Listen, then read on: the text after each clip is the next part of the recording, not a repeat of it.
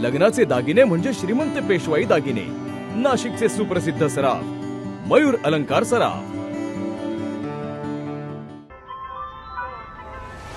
ताज्या बातम्यांसाठी नाशिक न्यूजच्या YouTube चॅनलला सबस्क्राईब करा आणि बेल आयकॉनला प्रेस करा।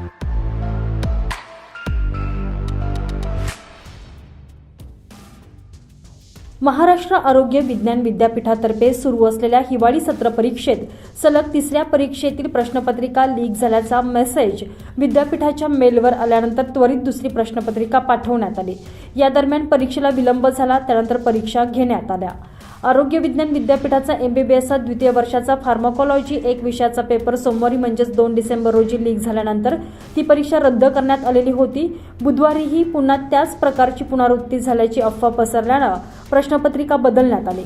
मात्र तिसऱ्या दिवशी घटना केवळ अफवा असून खबरदारी म्हणून प्रश्नपत्रिका बदलण्यात आल्याची माहिती विद्यापीठाचे परीक्षा नियंत्रक डॉक्टर संदीप कडू यांनी दिली होती। परंतु त्यानंतर पुन्हा सोमवारी 9 तारखेला पॅथॉलॉजी 2 या विषयाच्या परीक्षेबाबतही तशाच घटनेची पुनरावृत्ती झाल्यानं पुन्हा एकदा नवी प्रश्नपत्रिका पाठवण्याची नामुष्की विद्यापीठावर ओढावली आहे। सोमवारी म्हणजेच 2 डिसेंबर रोजी पहिल्या परीक्षेच्या तासभर आधीच सोशल मीडियावर प्रश्नपत्रिका फुटल्यानंतर ती परीक्षा रद्द करण्यात आली होती। त्यानंतर बुधवारी 4 डिसेंबर रोजी फार्माकोलॉजी 2 विषयाची प्रश्नपत्रिका लीक झाल्याचे संदेश सोशल मीडियावर आल्यानं त्याची दखल घेत विद्यापीठानं त्वरित दुसरी प्रश्नपत्रिका पाठवत पहिली रद्द केली।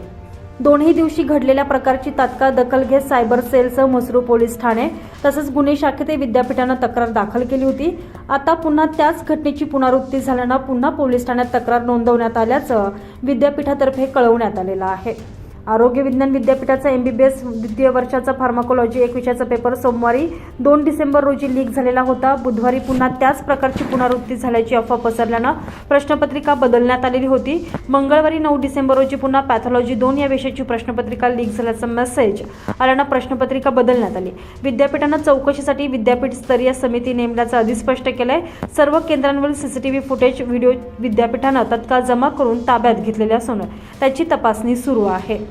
कोणत्याही महाविद्यालयात प्रश्नपत्रिका पाठवण्यात येत असताना प्रारंभी त्या प्रत्यक्ष स्वरूपात पाठवण्यात येतात।